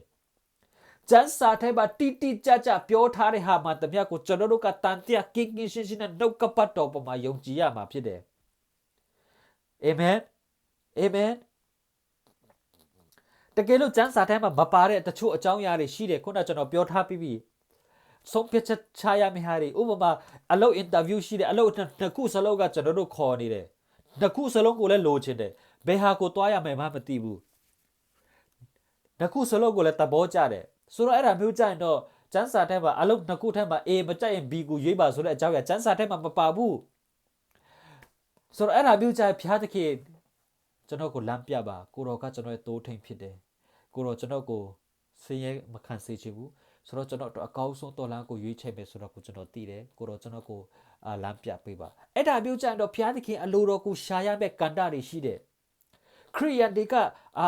ဒီလိုမျိုးတင်ကြားမှုမရှိတဲ့ခါမှာအများကြီး confuse ဖြစ်တယ်ဒီဘုရားသခင်အလိုတော်ရှာရမယ့်အချိန်ကန္တာရှိတယ်လို့ဘုရားသခင်ရဲ့အလိုတော်ကဒါပဲဆိုတာအတိအကျသိတဲ့ကန္တာရှိတယ်ဒါပေမဲ့ခရိယန်တွေကအကုန်လုံးကိုဘာလို့လဲအကုန်လုံးဂတိတော်တွေနဲ့မတိတဲ့ဟာနဲ့တိတဲ့ဟာတွေအကုန်လုံးကိုဇကာထဲမှာလှုပ်ပြီးတော့ခလောက်ပြီးတော့မျက်စိမိတ်ပြီးကန်စားမဲ့နိုင်တယ်လို့လိုက်နိုင်နေကြတယ် ကျွန်တော်တို့ကတိတိကျကျတိဖို့လိုရတယ်အလုတ်တစ်ခုပါဘယ်အလုတ်ကအလုတ်ရမလဲဆိုတော့ကျွန်တော်တို့တိဖို့တော့ဖျားသခင်နဲ့ဆူတောင်းအချိန်ယူပြီးတော့ကိုတော့ကျွန်တော်ကိုဘယ်လမ်းရွေးပေးမလဲကိုတော့ကျွန်တော်ကိုလမ်းပြပေးပါကျွန်တော်တို့စိတ်ထဲမှာဘယ်လိုကိန်းသက်ချင်းရှိလဲအော်ဒီဒီယာကဟုတ်လားမသိဘူးကျွန်တော်တို့ကဒါကဖျားသခင်နဲ့အချိန်ယူပြီးဖျားသခင်အလိုတော်ကိုရှာရမယ်ကဏ္ဍဖြစ်တယ်ဒါမဲ့အနာယောဂနဲ့ပတ်သက်တဲ့ဟာမျိုးကြရင်တော့အော်ဖျားသခင်ကကိုပျောက်ခိုင်းချင်မှပျောက်ခိုင်းပါစီအဲ့လိုမျိုးကကျွန်တော်အသက်ကိုတတ်သွားလိမ့်မယ်တိလားအဲ့ဒါမျိုးကြရင်ဖျားသခင်အလိုတော်ကဒါဖြစ်တယ်ဆိုတော့ကိုလုံးဝတန်တရားရှိစရာမလိုယေရှုခရစ်တော်အပြင်ကကြမ်းပါပြီအာမင်ဒီကင်ဆာယောဂဒီသွေးတိုးဒီဆေးချိုဒီယောဂဒီယောဂဖြစ်နေတဲ့ဒီအရာယေရှုနာမဖြင့်ငါကြမ်းပါပြီလုံးဝ 100% တန်တရားဖြစ်စရာမလိုဘူးဖျားတခင်ကကိုကြမ်းပါချင်းပေးမလားမသိဘူးဖျားတခင်ကဒီယာကဖျားဒီယောဂကဖျားတခင်ကပေးတာလားမသိဘူးဒီဟာကငါအပြစ်ကြောင့်ဖြစ်တာလားမသိဘူး no ဖျားတခင်ဂတိတော်ထဲမှာယေရှုခရစ်တော်ကိုယ်တိုင်ကားတိုင်းပုံမှာငါအတွက်ခံခဲ့ပြီးဆိုရင်ငါဘာကြောင့်ခံနေမှာလဲယုံကြည်ချက်အဲ့ဒီဒုက္ခပတ်တော်ပေါ်မှာ 100% ယုံကြည်ဆူတောင်းတဲ့ခါမှာလည်းယုံကြည်ဆူတောင်းပြီးတဲ့ခါကျရင်လည်းရပြီဆိုတော့ကိုယုံကြည်တန်တရားမဝင်ပါနဲ့အဲ့ဒီအပေါ်မှာဟာလေလုယာဘာကြောင့်လဲဆိုတော့လူတယောက်ကနေ့ကိုဒါလှုပ်ပေးမယ်လို့ဂတိပေးထားရင်ကျွန်တော်တို့အကျင့်ကျွန်တော်တို့လှုပ်ဆောင်ခြင်းနဲ့မဆိုင်ဘူးဂတိထားတော်မူသောသူကဂတိတော်တိုင်းတတ်နိုင်တယ်ဖျားနဲ့ပဲဆိုင်တယ်ဖျားကဒီဂတိပေးထားတယ်ကျွန်တော်တို့ကယုံကြည်ရင်ဖျားသခင်ကသူ့ဂတိတော်ကိုသူ့ဂတိအတိုင်းသူ့ဟာသူလှုပ်မှာဖြစ်တယ်ဟာလေလုယာကျွန်တော်တို့ဘက်ကယုံကြည်ဖို့ဖြစ်တယ်အာမင်အဲ့လိုမဟုတ်ဘဲနဲ့ကျွန်တော်ခရိယန်ဒီကတကယ်ကိုအမြဲတမ်းတန်တရားစိတ်နဲ့အသက်ရှင်နေတဲ့သူတွေဖြစ်တယ်တန်တရားမကင်တော့ကပတ်တော်ပေါ်မှာအမြဲတမ်းရှင်းရှင်းလင်းလင်းဆိုတာမရှိဘူးဆူတောင်းတဲ့ခါကျရင်ဥပမာနောက်တစ်ခုကခုနကဂျမ်ပါချအခုငွေရေးကြီးတဲ့ပတ်သက်ပြီးတော့ဖျားတကယ်ကျွန်တော်ကိုငွေရေးကြီးတဲ့ပတ်သက်ပြီးအစစ်မပြေတာပြားနေတယ်ကိုတော့ဒီစီးရဲချင်းကဖျားတခင်အလိုတော်လားမသိဘူးဆိုတော့အဲ့လိုမျိုးဒီလက်နောက်တစ်မျိုးထပ်တွေ့ရပြန်တယ်ဆူတောင်းတဲ့ခါမှာချင်းပြောကျွန်တော်ခရိယန်တော်တော်များများကအရန်ကိုဘာသာရေးအတွေးခေါ်များသွားတဲ့ခါကျတော့ငွေရေးကြီးတဲ့ပတ်သက်တော့ဖျားတခင်စီမှာဆူတောင်းမတောင်းရဘူးဒါပေမဲ့ကျန်းစာထဲမှာโอเคကျန်းစာလှန်ကြည့်အောင်โอเคအဲ့ဒီဟာကောရိတိုဩဝါဒစာဒုတိယဆောင်အခန်းကြီး8အငယ်9ကောရိတိုဩဝါဒစာဒုတိယဆောင်အခန်းကြီး8အငယ်9โอเคတွေ့လားဒုတိယဆောင်ဆိုတော့ကျွန်တော်sorry ကျွန်တော်တက်တာထဲမှာဒီကိစ္စတွေကလုံးဝတန်တရားမရှိတဲ့အရာတွေဖြစ်တယ်ဒါပေမဲ့ကျွန်တော်တို့ကဒုက္ခပတ်တော်ကိုရှင်းရှင်းလင်းလင်းသင်ကြားခြင်းမခံရတဲ့ခါမှာကျွန်တော်အုံနောက်ထဲမှာအမြဲတမ်းဘယ်လိုလဲရှင်းရှင်းလင်းလင်းနားလည်မှုမရှိတာဖြစ်တယ်ဆိုတော့ရှစ်ကိုတွေ့ပြီဆိုရင်ကျွန်တော်ဖတ်ရအောင်အကြောင်းမူကားတဲ့ကောရိန္သုဩဝါဒစာဒုတိယဆောင်အခန်းကြီး8အငယ်9ဖြစ်တယ်အကြောင်းမူကားငါတို့သခင်ယေရှုခရစ်သည်တဲ့စီးစိမ်ရှိတော်လဲဆင်းရဲတော်မူခြင်းအဖြစ်တင်တို့သည်စီးစိမ်ရှိခြင်းကတင်တို့အတွက်ကြောင့်ဘယ်သူအတွက်ကြောင့်လဲတင်တို့အတွက်ကြောင့်ဆင်းရဲခြင်းကိုခံတော်မူသောကျေးဇူးတော်ကိုတင်တို့သိကြ၏ဆိုတော့โอเคပူပီရှင်းလေးနောက်တစ်ပိုက်ဖတ်ရအောင်နှစ်ကောရိန္သုဩဝါဒစာ9ကောရိန္သုဩဝါဒစာဒုတိယဆောင်အခန်းကြီး9အငယ်27အားလုံးရပိတာကျမ်းပိုက်ဖြစ်တယ်ကောရိန္သုဩဝါဒစာဒုတိယဆောင်အခန်းကြီး9အငယ်27ဖျားသခင်သည်တဲ့အပြစ်နဲ့ကင်းစင်တော်သူကိုငါတို့အတွက်ကြောင့်အပြစ်ရှိတော်သူဖြစ်စေတော်မူ၏အကြောင်းမူကားငါတို့သည်ထိုသူအဖြစ်ဖျားသခင်ရှိတော်၌ဖြောင့်မတ်တော်သူဖြစ်မိအကြောင်းဒီဘာကြောင့်ကျွန်တော်ဒီကောရိန္သုဩဝါဒစာ8ကိုနဲ့ဒီဟာကိုကျွန်တော်တွဲဖက်ပြီးပြောရလဲဆိုတော့ကောရိန္သုဩဝါဒစာအခန်းကြီး8အငယ်9မှာကျွန်တော်တို့ကိုပြောထားလဲယေရှုခရစ်တော်ကစီးစိမ်ရှိပေမဲ့ငါတို့အတွက်ဆင်းရဲခံတယ်တနည်းပြောရရင်ကျွန်တော်တို့နဲ့ဒီကောရိန္သုဩဝါဒစာဒုတိယဆောင်အခန်းကြီး9အငယ်27မှာပြောထားတယ်ဖျားသခင်သည်အပြစ်နဲ့ကင်းစင်တော်သူအပြစ်နဲ့ကင်းငါတို့အတွက်ကြောင့်အပြစ်ရှိတော်သူဖြစ်စေတော်မူ၏အကြောင်းမို့က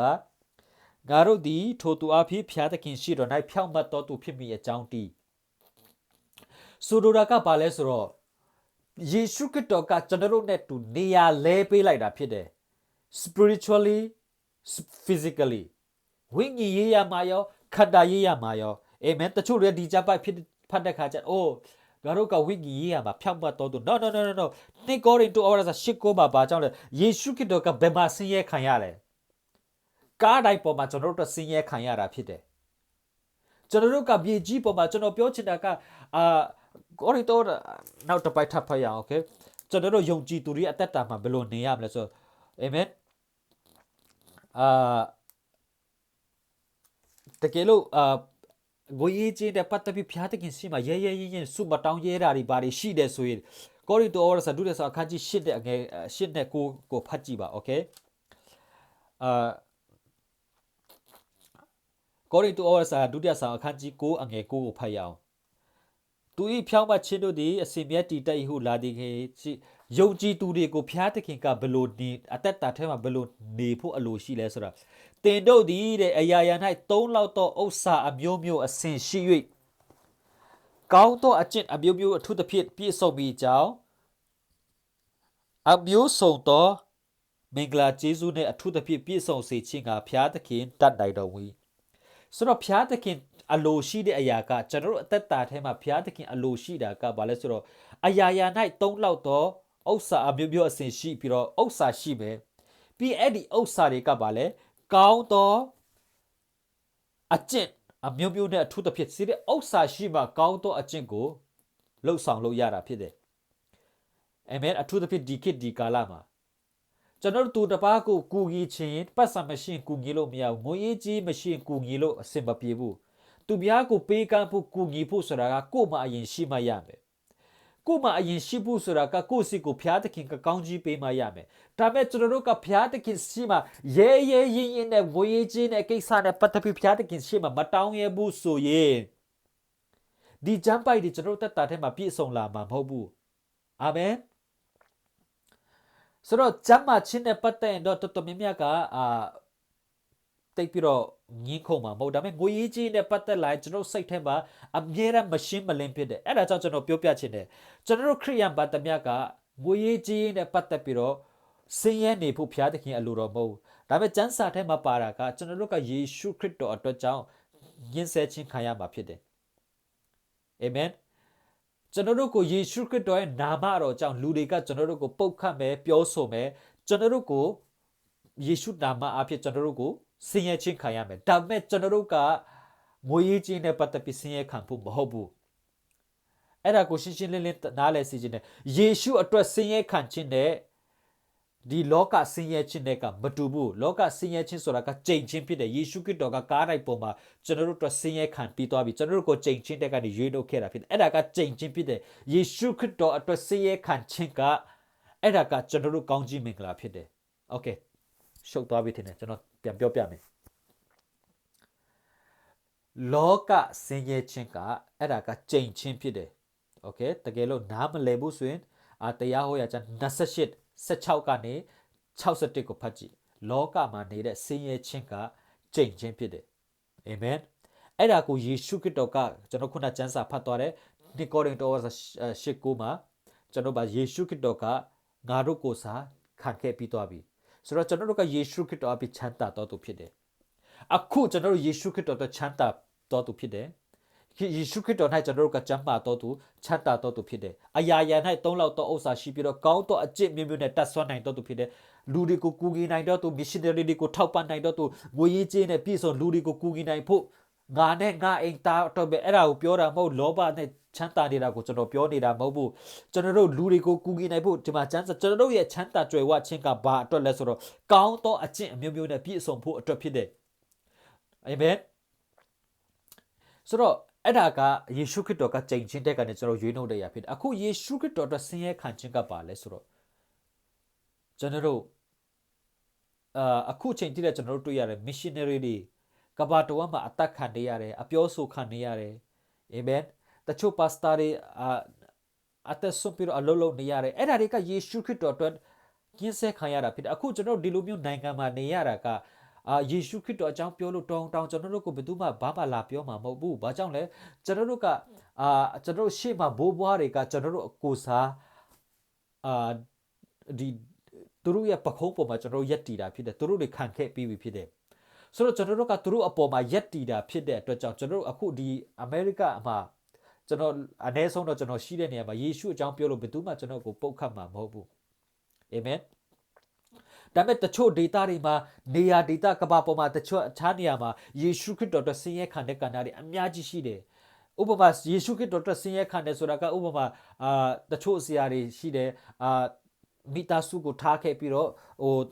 တကဘာပပိတရားဟောရတဲ့ဟာနေရာတကမှာတဲ့အဲ့ဒါတွေကခရစ်တော်အတွက်ဆင်းရဲခံတဲ့အကြောင်းအရာတွေဖြစ်တယ်အာမင်ဆိုတော့အဲ့တခုကိုတေချာသဘောပေါက်စေခြင်းနဲ့လောကကြိမ်ချင်းတဲ့ကနေဆင်းရဲခြင်းကြိမ်ချင်းတဲ့ကနေကျွန်တော်တို့ကိုယေရှုခရစ်တော်ကရွေးထုတ်ခဲ့ပြီးရင်ကျွန်တော်တို့ကအခုယေရှုခရစ်တော်အတွက်ဆင်းရဲခံဖို့အသက်ရှင်ဖို့အတွက်ဖြစ်တယ်အာမင်ဆိုတော့အဲ့ဒါဘာကြောင့်ကျွန်တော်ပြောလဲဆိုတာကဘာလဲကျွန်တော်တရော9:45အဲ့ဒါကိုကျွန်တော်ရှင်းပြနေတာဖြစ်တယ်အာမင်ကျွန်တော်ရဲ့အသင်ခန်းစာအာမင်တရော15:16ဘယ်ရောက်သွားပြီလဲမသိဘူးโอเคအမပါရရငါတို့ဒီဖျားသခင်အထံတော်၌ရဲရင်ချင်းအကြောင်းမူကားငါတို့ဒီအလိုတော်နဲ့အညီကျွန်တော်ရဲ့ subject ကအလိုတော်နဲ့အညီတော့ဆူတောင်းခြင်းကိုကျွန်တော်သွားနေတာဖြစ်တယ်ဆိုတော့ငွေရေးချင်းနဲ့ပတ်သက်လို့ရှင်လဲလွတ်လပ်ဖျားသခင်စီမှာတောင်းပါဖျားသခင်ကျွန်တော်ငွေရေးချင်းနဲ့ပတ်သက်ပြီးကျွန်တော်ကိုအောင်မြင်ခြင်းပေးပါပြီးရင်ကျွန်တော်အရာရာ၌3လောက်တော့ဥစ္စာရှိပြီးကိုရောရဲ့ missionary ကိုရောရဲ့နိုင်ငံတော်မှာလုံနေတဲ့လူကိုထောက်ပံ့နိုင်တဲ့သူပြီးတော့ကျွန်တော်ပတ်ဝန်းကျင်ကျွန်တော်ရဲ့အတိုင်းဝိုင်းမှာလိုအပ်တဲ့ငွေရေးကြေးလိုအပ်တဲ့သူကိုကူညီနိုင်ဖို့ကောင်းသောအကျင့်မျိုးနဲ့ပြည့်စုံနိုင်ဖို့အတွက်ကိုရောကျွန်တော်ကိုရဲ့ဘုံတော်ထင်ရှားဖို့အတွက်ကျွန်တော်ကိုချီးမြှောက်ပါအဲ့ဒီကိစ္စမှာလဲတန်တရားမရှိဘဲနဲ့ 100% စိတ်ထဲမှာချမ်းသာခြင်းကဘာလို့ no 100% တေးသေးချာချာတောင်းအာမင်အာမင်ဥပမာကျွန်တော်ပြောပြမယ်လူတယောက်ကိုကျွန်တော်တို့တွေ့ပဲဆိုပါတော့โอเคအလိုတော်နဲ့အညီချင်းကိုကျွန်တော်ပြောနေတာဖြစ်တယ်တွေ့တယ်အဲ့ဒီလူကကဲတင်ချင်းမရသေးဘူးဆိုတော့အဲ့ဒီနားမှာကျွန်တော်ရောက်သွားတဲ့အခါဒီလူကိုကဲတင်ချင်းတည်းပြောဖို့ဒီလူကိုဖျားသခင်ကကဲတင်ချင်းရဖို့ဖျားရဲ့အလိုတော်လားဟုတ်မဟုတ်โอเคတဘောပေါက်လားမသိဘူးလူတယောက်ကိုကဲတင်ချင်းတည်ပြောဖို့ဖျားသခင်အလိုတော်လားမေးစရာလိုလားအာမင်ဂျွန်36မှာကျွန်တော်တို့ကိုပြောထားပြီးသားအာမင်လောကီတာအားလုံးကိုဖျားသခင်ချစ်တော်မူတယ်ဆိုတော့ဒီလူကကဲတင်ချစ်ဒီလူကိုကဲတင်ဖို့ရဖို့အဖျားသခင်အလိုတော်မရှိဘူးနဲ့တူတယ်ဆိုတော့အတွေးခေါ်ပြောဆိုအဲ့ဒါကစာတန်စီရလာတာတခါတည်းတင်ထုတ်ပြလိုက်လူတိုင်းကိုကဲတင်ချင်းရဖို့ကဖျားသခင်ရဲ့အလိုတော်ဖြစ်တယ်အာမင်အာမင်ကဲတင်ချင်းဒီလူကဲတင်ချင်းရဖို့ကဖျားသခင်အလိုတော်ဖြစ်တယ်အဲ့ဒါကို 100% အရင်ဆုံးယုံကြည်အာမင်ပြီးတဲ့ခါမှာဒီလူကကဲတင်ချင်းရဖို့ဖျားသခင်အလိုတော်ဒါပေမဲ့ဒီလူကိုဘယ်လိုပြောရမလဲဆိုတာကတန်ရှင်းတော်ဝိညာဉ်တော်ဖျားကကျွန်တော်တို့ကိုလမ်းပြဖို့လိုတယ်ကိုတော့ဒီလူကိုကျွန်တော်ဘယ်လိုပြောရမလဲကျွန်တော်ကိုလမ်းပြပါကျွန်တော်သိတယ်ဒီလူကိုတော့ကဲတင်ချင်းတယ်ဆိုတာကိုရောအလိုတော်ဖြစ်တယ်ဆိုတာကျွန်တော် 100% သိတယ်စီကျွန်တော်တို့အဲ့လိုမျိုးကျွန်တော်တို့အတွေးခေါ်ကိုပြောင်းတဲ့ခါကျရင်လောက်ဆောင်ဖို့အတွက်ကျွန်တော်တို့ကရဲရင်ချင်းရှိတယ်မဟုတ်ဘဲနဲ့ဒီလူကြည့်ရတာဒီရုပ်ကိုကြည့်ရတာဖျားသခင်တော့ကဲချင်းမဲ့ပုံမပေါ်ဆိုတဲ့အတွေးခေါ်မျိုးစီတော့ကျွန်တော်အလုပ်မဖြစ်ဘူး right စီလူတွေကိုကဲတင်ချင်းလူဖျားတကယ်ကဒီလူကိုကဲတင်ချင်းလားလို့အဲ့ဒီမေခွန်းဆိုရင်အဖြေက 100% အမြဲတမ်းယနေ့မနေ့နောင်ကာလမပြောင်းလဲဘူး yes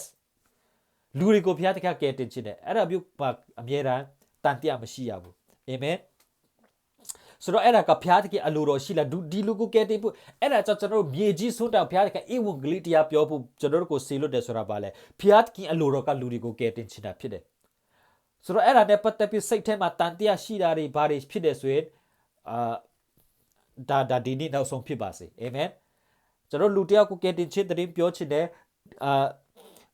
ဧဝံဂေလိတရားပြောချင်တယ်ဆိုဖျားသခင်အလိုတော်လားဆိုတဲ့စိတ်တန်တရားဝင်လာရင် no ဖျားသခင်အလိုတော်ရှိတယ်အာမင်ကျမ်းမာခြင်းနဲ့ပတ်သက်လိုက်ကိုအုံနောက်ထဲမှာအမျိုးမျိုးရန်သူကလာတိုက်ခိုက်လာမယ်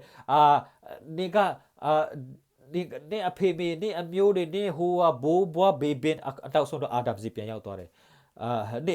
နေအပြစ်ကြောင့်နေဒီယောဂခံတော့ယေရှုခရစ်တော်ကားတိုင်းပေါ်မှာငါအတွက်ခံခဲ့ပြီးခုနကျွန်တော်ကျမ်းစာဖတ်တဲ့ယေရှုခရစ်တော်ငါနေရာမှာငါကိုစားခံပြီးသွားပြီအာမင်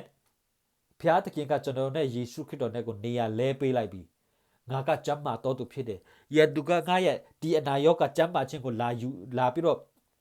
တိုက်ခိုက်တယ်ဒါမဲ့ငါကယေရှုခရစ်တော်နဲ့ကျမ်းမာပြီးသွားပြီဖြစ်တယ်အဲ့လိုမျိုးနေရာမှာဘယ်တော့မှတန်တရားမဝင်ပါနဲ့အာမင်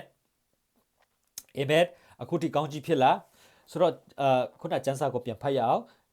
တိရှင်ယောဟန်ဒုတိယဆောင်ဩဝါဒစာဒုတိယဆောင်အခန်းကြီး9အငယ်14ငါတို့သည်ဖျားသခင်ထံတော်၌ရဲရင်ချင်းအကြောင်းမူကားငါတို့သည်အလိုတော်၌ကြီးတဆုံတစ်ခုသောစုကိုတောင်းလင်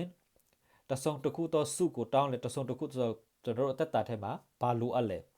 အာမင်အဲ့ဒီလိုအပ်တဲ့အရာကိုတုတ်ကပတ်တော်ထဲမှာပါပြောထားလဲအဲ့ဒါကိုရှာပြီးရင်အဲ့ဒီဖျားပြောထားတဲ့စကားဆိုဖျားသခင်နားထောင်တယ်အာမင်အဲ့ဒါလေးကိုကျွန်တော်ဖြည့်ရှင်းဖို့တော့ Isaiah 55ကိုတစ်ချက်လောက်ကြည့်ရအောင်ရမလားအချိန်ရှိသေးတယ်ဆိုတော့ Isaiah 55ဟေရှာယ55ကျွန်တော်တို့စူတောင်းတဲ့ခါမှာနှုတ်ကပတ်တော်ပုံမှာဘာကြောင့်ယက်တီဖို့အရေးကြီးလဲဆိုတဲ့အကြောင်းအရာဟေရှာယ55ဒါကကျွန်တော်ပြင်ဆင်ထားတာမဟုတ်အခုလေးတတ်ရှင်းသုံးဝင်တော့ဖျက်ဖော်ပြတယ်လို့ကျွန်တော်လုံးဝယုံကြည်တဲ့အရာဖြစ်တယ်ဆိုတော့Isaiah 55အခန်းကြီးခန်းငယ်30မှာပါတဲ့အကြောင်းအရာ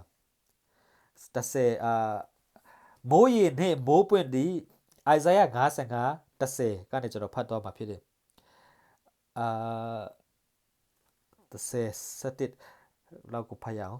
မိုးရေနဲ့မိုးပွင့်တို့သည်မိုးကောင်းကင်မှဆင်းသက်၍နောက်တစ်ဖက်မပြန်မြေသည်မျိုးစေ့ကျဲတော်သူအားမျိုးစေ့ကို၎င်းအစာစားတော်သူအားအစာကို၎င်းပေးပြီးအကြောင်းမြေကိုစိုးစေသဖြင့်အပင်ပေါက်၍စေ၍အတီးကိုတီးစီတကဲ့သို့ထို့အတူငါ၏နှုတ်ကပတ်စကားသည်ဖြစ်လိမ့်မည်အကျိုးမရှိဘဲငါထံသို့မပြန်ငါအလိုကိုပြည့်စုံစေပြီငါခိုင်းသောအမှုတိုင်းအောင်လိမ့်မည်တင်တို့သည်ဝမ်းမြောက်သောစိတ်နဲ့ထွက်၍ချမ်းသာစွာပို့ဆောင်ခြင်းကိုခံရလိမ့်မည်โอเคကျွန်တော်ပြောချင်တဲ့ point လေးကတော့ဒီဟာဖြစ်မယ်နှုတ်ကပတ်စကားသည်ဖြစ်လိမ့်မည်အကျိုးမရှိဘဲငါထံသို့မပြန်โอเคအဲ့ဒါလေးကိုလက်နဲ့ဖမ်းရအောင်လက်နဲ့ကင်ထားပြီးတော့ခုနကျွန်တော်ဖတ်တဲ့ကျမ်းစာကိုပြန်လှန်ရအောင်အကျိုးမရှိဘဲငါထံသို့မပြန်ဆိုတော့ဖျားသခင်ရဲ့နှုတ်ကပတ်တော်စီကိုဘသူကပြန်ပို့ပေးတာလဲအကျိုးမရှိငါ့နှုတ်ကပတ်စကားသည်ဖြစ်လေအကျိုးမရှိဘဲငါထံသို့မပြန်နှုတ်ကပတ်တော်ကိုဖျားသခင်စီကိုဘသူကပြန်ပို့တာလဲဟာဖတ်ကြည့်အောင်အလိုတော်နဲ့ညီတဆုံတစ်ခုသောစုကိုတောင်းလင်ဆိုတော့ဘသူကဖျားသခင်ရဲ့နှုတ်ကပတ်တော်ကိုဖျားသခင်စီကိုပို့တာလဲအဲ့ဒါကျွန်တော်တို့ဖြစ်တယ်သူပြောတဲ့စကားကိုဖျားသခင်စီပါကိုတော့ပြောထားတဲ့ဒီစကားဖျားသခင်စီကိုကျွန်တော်တို့ကဒီစကားကိုပြန်ပြောတာဖြစ်တယ်တဘောပေါက်လားမသိဘူးငါတို့ဒီတဲ့အလိုတော်နဲ့ညီတဆုံတစ်ခုသောစုကိုတောင်းလင်အလိုတော်နဲ့အညီတဆုံတစ်ခုသောစုအဲ့ဒါကဘာလဲခုနကျွန်တော်ပြောအလိုတော်နဲ့အညီဆိုတာဖျားသခင်နှုတ်ကပတ်တော်ဖျားသခင်ဂတိတော်ဖြစ်တယ်နိကော1:20မှာပါဖြစ်တာယေရှုခရစ်တော်၌ဖျားသခင်ဂတိတော်မှာတမန်ကအာမင်ဖြစ်တယ်ဆိုတော့ Isaiah 55မှာအကျိုးမရှိဘဲငါထံသို့မပြန်ငါအလိုကိုပြည့်စုံလိမ့်မည်ငါစေခိုင်းတော်မူနိုင်အောင်လိမ့်မည်ငါဤနှုတ်ကပတ်စကားသည်ဖြစ်လိမ့်မည်တဲ့အကျိုးမရှိဘဲငါထံသို့မပြန်ရဆိုတော့ကျွန်တော်တို့ဒီအရာကိုကျွန်တော်သဘောပေါက်တယ်ဆိုရင်ကျွန်တော်တို့ဆူတောင်းတဲ့ခါမှာအမြဲတမ်းတတ်သိရှိမှာဖြစ်တယ်စကားမှာပါလဲဆိုတော့ဆူတောင်းသမျှစကားတို့ကိုနားထောင်တော်မူသည်ကိုငါတို့သိလေအထံတော်၌တောင်းတော်စုကိုရမယ်ကျွန်တော်တို့ခရစ်ယာန်တွေကအဲ့ဒါကိုအမြဲတမ်းပြဿနာရှိတယ်ဆူတောင်းတဲ့အခါကျနေရမလားဆိုရင်ရရင်ရမှာပေါ့ဆိုတဲ့အတွေးခေါ်အမြဲတမ်းရှိတယ် no ဆူတောင်းတဲ့အခါကျ 100% ငါတောင်းတဲ့စုကရမယ်ဘာကြောင့်လဲငါယုံကြည်လို့ငါတတ်နိုင်လို့မဟုတ်ဘူးဖျားတခင်ကငါကိုပေးထားတယ်ငါကိုရစေချင်လို့ပေးထားဒီနှုတ်ကပတ်တော်ကသူ့စီကိုအကျိုးမရှိဘဲမပြန်ဘူးလို့ဖျားတခင်ကကိုပြောထားတယ်ဒီနှုတ်ကပတ်တော်ထဲမှာဒီအပတ်သက်နဲ့ဖျားတခင်ကကိုပြောထားတယ်လုံးဝ 100% ယုံကြည်တဲ့စိတ်နဲ့ကျွန်တော်တို့တောင်းရင်အဲ့ဒီနှုတ်ကပတ်တော်ကိုယုံကြည်တာဖြစ်တယ်ကျွန်တော်တို့ယုံကြည်ခြင်းကျွန်တော်တို့ယုံလို့ဖြစ်တာမဟုတ်ဘဲနဲ့ဘုရားသခင်ကကျွန်တော်တို့ကိုပေးထားတဲ့အတွက်ကြောင့်ရမယ်ဆိုတော့ကိုကျွန်တော်တို့ကလုံးဝယုံကြည်တာဖြစ်တယ်ဘုရားသခင်အလိုတော်ဟုတ်တယ်ဒါကဘုရားသခင်ပေးခြင်းတယ်အဲ့ဒါကိုသိတဲ့အတွက်ကြောင့်မလို့ကျွန်တော်တို့ဆုတောင်းတဲ့ဆုကို 100% ရမယ်ဆိုတော့ကိုကျွန်တော်ယုံကြည်တာဖြစ်တယ်ကျမ်းစာထဲမှာဒီအကြောင်းအရာနဲ့ပတ်သက်ပြီးအများကြီးယေရှုခရစ်တော်ကထိုကြောက်ပေါ်မှာယက်တည်တဲ့တော့ကဘယ်တော့မှမယိုင်လဲဘူးတဲ့ဘာကြောင့်လဲကြောက်ဆိုတာကနှုတ်ကပတ်တော်အဲ့ဒီနှုတ်ကပတ်တော်မှာမယက်တည်မှတမပတ်လို့ကျွန်တော်ဘယ်တော့မှတေချားတဲ့စိတ်ထဲမှာ 100% ကိုပတ်ဝန်းကျင်မှာဘယ်လိုပဲဖြစ်နေပါလိမ့်စေနှုတ်ကပတ်တော်ကပြောရင် yes amen ဆိုတော့ ကျွန်တော်တို့ရှင်ယာကုပ်ကိုပြန်သွားရအောင်အဲ့ဒီနှစ်ခုကိုပြန်ပြီးတော့ချင့်ချင်ရအောင်အာမင်ရှင်ယာကုပ်ဩဝါဒစာခန်းကြီး1အငယ်ဘယ်ရောက်ကုန်လဲရှင်ယာကုပ်ဘယ်မှာလဲโอเคတွေ့ပြီ1 5โอเคတွေ့ပြီလားအဲ့ဒီနှစ်ခုကိုကျွန်တော်ရှင်တွဲပြီးဖတ်ရအောင်ကျွန်တော်အကုန်လုံးလေ့လာပြီးပြီဆိုတော့ကျွန်တော်တို့အချိန်လဲအနည်းငယ်ပဲရှိတော့တယ်ဆိုတော့ကျွန်တော်တို့6ကနေစဖတ်ရအောင်เนาะတောင်းလျင်ရလိုက်ပြီတို့ရတွေတွေးတောချင်းမရှိပဲယုံကြည်သောစိတ်နဲ့တောင်းရမည်တွေးတောချင်းရှိသောသူသည်ကလေခတ်၍လှုပ်ရှားတတ်သောလိုင်းတဘိုးတဲ့တူဤထိုသောသူသည်စိတ်နှခွရှိသောသူပြုတ်လေသည်မြစိတ်နှခွရှိရဆိုပါလေပထမတစ်ခွမှာကပါလေရမယ်ဆိုတာကိုယုံကြည်တယ်ဒုတိယတစ်ခွမှာကတန်တရားရှိတယ်အဲ့လိုလူတွေအတွက်ကပါလေထာဝရဘုရားလက်တော်မှာတဆုံတစ်ခုကိုရမည်ဟုမထင်မှတ်စေနဲ့ဖျားသခင်ကကျွန်တော်တို့ဆူတောင်းတဲ့ခါကျရင်ဘာလို့ရပဲဆိုတာကိုယုံကြည်စီခြင်းလဲဆိုတော့ကျွန်တော်တို့ကိုသူ့ရဲ့တက်သေးဖြစ်စေခြင်းတာဖြစ်တယ်ကျွန်တော်တို့ခရိယာအခုကျွန်တော်တို့ပတ်ဝန်းကျင်မှာကျွန်တော်တွေ့ရတဲ့အကြောင်းအရာလူတွေတော်တော်များများကလေဘယ်သူကမှကျွန်တော်အခုနားထောင်နေတဲ့မိတ်ဆွေကကျွန်တော်မရည်ရွယ်ဘူးဒါပေမဲ့ကျွန်တော်ပြောပြမယ်ခရိယာဒီကဆူတောင်းတဲ့ခါကျရင်လေရမယ်ဆိုတာကိုလည်းမသေးချဘူးအမြဲတမ်းပဲခုနကျွန်တော်ပထမပြောသလိုဘုရားသခင်အလိုတော်ရှိတော့ that means you နေအလိုတော်မတိလို့ဘူးလေအာမင်အမြဲတမ်းစိတ်နှခွနဲ့ဆူတောင်းတယ်ဆူတောင်းတဲ့ခါယုံလားဆိုတော့ယုံတယ်ပြီးဆူတောင်းပြီးတော့တဲ့ခါကျဒီနေ့ရမလားဆိုတော့လည်းအလိုတော်ရှိတယ်အဲ့ဒါကစိတ်နှခွပြပြတန်တရားဝင်တာဒီအဲ့ဒါကြောင့်ကျွန်တော်တို့အသက်တာထဲမှာအဲ့လိုတန်တရားဝင်နေသူရဲ့ဖျားသခင်ကအလုံးလုံးမရတဲ့ခါမှာကျွန်တော်တို့အသက်တာထဲမှာကျွန်တော်ရဲ့ဆူတောင်းတာတွေကတကိုးမရှိလာတဲ့ခါမှာကျွန်တော်တို့တက်တာထဲမှာဖျားသခင်လှုပ်ဆောင်မှုလက်တော်တွေကိုမတွေ့ရတဲ့ခါမှာကျွန်တော်တို့ကဖျားရဲ့တက်သေးမဖြစ်တော့ဘူးမဖြစ်တဲ့ခါကျရင်ဘာဖြစ်လဲလူတွေအကျဉ်းညူပြတ်တယ်ကျွန်တော်တို့ဖျားကိုကျွန်တော်တို့အားဖြင့်ဘာသာတရားတစ်ခုပဲဖြစ်လာတယ်ဆူတောင်းတာစီလောကမှာရှိတဲ့ဘာသာတွေအကုန်လုံးကဆူတောင်းတယ်သူတို့ယုံကြည်ကြတယ်ကျွန်တော်တို့ခရိယန်လည်းအဲ့ဒီထဲကတစ်ခုလိုပဲဖြစ်နေတယ် no ကျွန်တော်တို့ဖျားသခင်အလိုတော်ကနင်တို့အလိုတော်တဲ့ညီဆူတောင်းပြီးရင်ရပြီဆိုတာကိုယုံကြည်ပြီးငါအလုပ်လုပ်ချင်တဲ့ဘုရားသခင်ကကျွန်တော်တို့ကိုပေးချင်လို့အားကြီးလို့ကျွန်တော်တို့ကိုတောင်းခိုင်းတာဖြစ်တယ်ဟာလေလုယာအာမင်ဒီနေရာမှာဘုရားသခင်ကျွန်တော်တို့ကိုမပေးချင်လို့ပြောတာမဟုတ်ဘဲနဲ့နေတို့စိတ်နှခွရှိနေနေတို့စိတ်တွေကရိမ့်ရိုင်းနေနှုတ်ကပတ်တော်ပေါ်မှာယက်တီပါလို့ပြောနေတာဖြစ်တယ်အာမင်အာမင်အခုရှင်ယောဟန်ဩဝါဒစ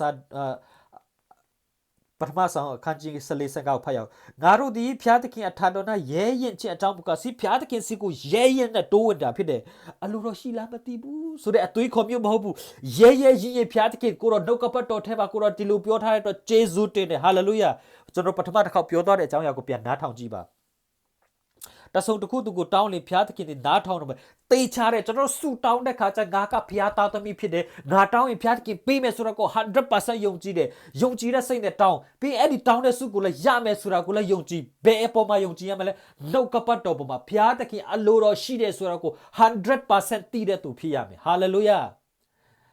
ာအာမင်မိတ်ဆွေဒီကနေ့အစပြီးတန်တရားစိတ်နဲ့အသက်ရှင်တဲ့သူဆူတောင်းတဲ့ခါမှာဘုရားသခင်အလိုတော်လားဟုတ်လားမဟုတ်လားအဲ့ဒါစုမတောင်းခင်မှာအရင်ဆုံးဘုရားသခင်အလိုတော်ရှိမရှိကိုစံစာထဲမှာအရင်ရှာပြီးရင်တောင်းပြီးတန်တရားမဝင်တဲ့ 100% ယုံကြည်ခြင်းနဲ့ပဲတောင်း Amen we live by faith not by sight ကျွန်တော်တို့ကယုံကြည်ခြင်းနဲ့အသက်ရှင်တာဖြစ်တယ်မျက်မြင်တော့အရာခံစားချက်နဲ့ကျွန်တော်သက်ရှင်တာမဟုတ်နှုတ်ကပတ်တော်ကပြောရင်ပြောတဲ့အတိုင်းဖြစ်မယ်အဲ့ဒါကကျွန်တော်တို့ရဲ့ယုံကြည်ခြင်းဖြစ်တယ်ဘုရားသခင်ရဲ့အလိုတော်ကသူ့ရဲ့နှုတ်ကပတ်တော်ကဘုရားသခင်အလိုတော်ဖြစ်တယ်ဂတိတော်ကအလိုတော်ဖြစ်တယ်ဂတိပေါင်း9000ကျော်ကျွန်တော်တို့ကိုပေးထားတယ်အဲ့ဒါကဘုရားသခင်အလိုတော်ဖြစ်တယ်ကျွန်တော်တို့တက်တာထဲမှာဘယ်ကန္တာနဲ့ပတ်သက်ပြီးတော့ကျွန်တော်လိုအပ်တာရှိလဲငွေရေးကြေးလားကျန်းမာရေးလားသားသမီးလားပတ်ဝန်းကျင်လားအောင်မြင်ခြင်းနဲ့လားစင်းရဲခံနေရလားဘလို့အခြေအနေမျိုးဂတိတော်မှာမပြည့်စုံတဲ့နေရာဘာတစ်ခုမှမရှိဘူးဂတိတော်ကိုရှာပြီးအဲ့ဒီပုံမှာရက်တရပြီဆိုတာကိုယုံကြည်အခြေခံယုံကြည်ခြင်းမှာကျွန်တော်အများကြီးပြောထားပြီးပြီအာမင်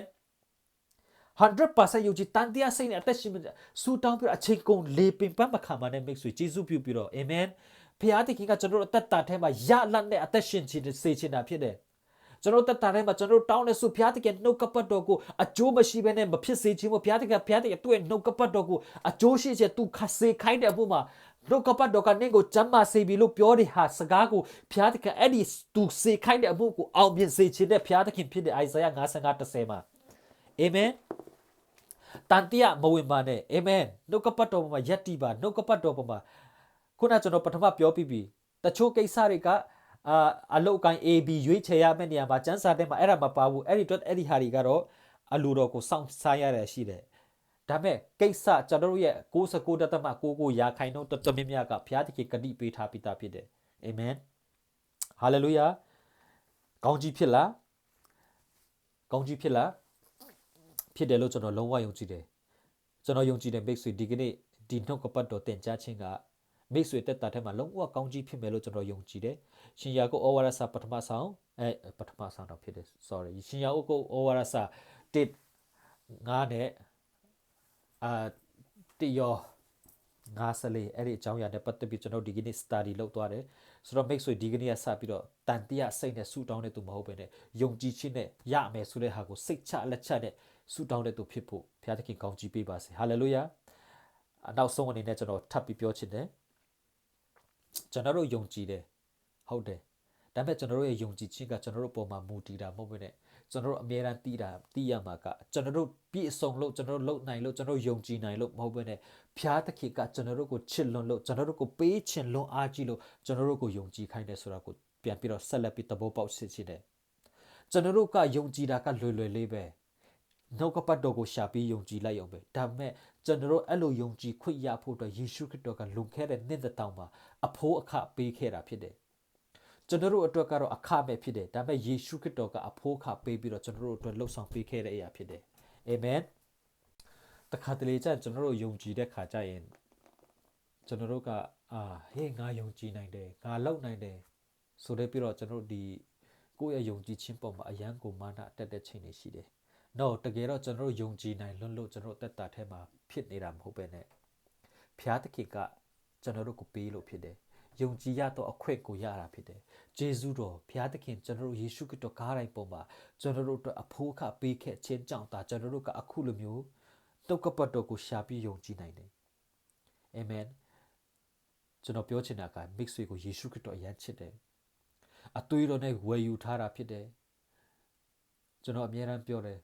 လူတွေအပြင်မှာလူတွေကကိုယ့်ကိုအထင်ကြီးချင်မှကြီးမယ်လူတွေကကိုယ့်ကိုကြိုက်ချင်မှကြိုက်မယ်လူတွေကကိုယ့်ကိုနှစ်သက်ချင်မှနှစ်သက်မယ်ကိုယ်တိုင်လည်းကောင်းတဲ့သူဖြစ်ချင်မှဖြစ်မယ်ကိုကအကျင့်ဆိုးတဲ့သူဒါမှမဟုတ်လည်းမဟုတ်တဲ့ဟာကိုလုပ်နေတဲ့သူမမှန်မကန်လုပ်နေတဲ့သူဘလို့အခြေအနေမျိုးပဲဖြစ်မဟုတ်လည်းကိုကယောဂဝေဒနာနဲ့ပြည့်နေပြီလူတွေကဂယုဆိုင်မှုမခံရတော့သူအခုလူတွေရဲ့လောကသားတွေရဲ့ကျွန်တော်ပတ်ဝန်းကျင်တွေရဲ့အရှုံးပေးခြင်းခါရတဲ့သူဘလို့မျိုးအခြေအနေမျိုးပဲဖြစ်ဖြစ်မိတ်ဆွေကိုကျွန်တော်ပြောပြချင်တယ်ယေရှုခရစ်တော်ကမိတ်ဆွေကိုယမ်းချစ်တယ်အာမင်အသွေးတော်တွန်းပြီးတော့သူ့ရဲ့အသွေးကိုတွန်းပြီးတော့ကားတိုင်ပေါ်မှာအသွေးတွန်းပြီးတော့ကျွန်တော်တို့ကိုချစ်ခဲ့တာဖြစ်တယ်မိတ်ဆွေဘလို့အခြေအနေပဲရောက်ဘလို့အချိန်ခါပဲဖြစ်ဖြစ်ခုနကျွန်တော်ပြောတဲ့အကြောင်းအရာတွေကိုပြန်ပြီးတော့ဆင်ခြင်ပါမိတ်ဆွေဒုက္ခရောက်နေတဲ့ခါစာရန်67မှာပါပြောဆိုဒုက္ခရောက်တဲ့ခါသူ့ဘက်ကနေငါချမ်းသာပေးမယ်လို့ပြောထားတယ်မိတ်ဆွေဘယ်လိုကဏ္ဍမှာဒုက္ခရောက်နေလ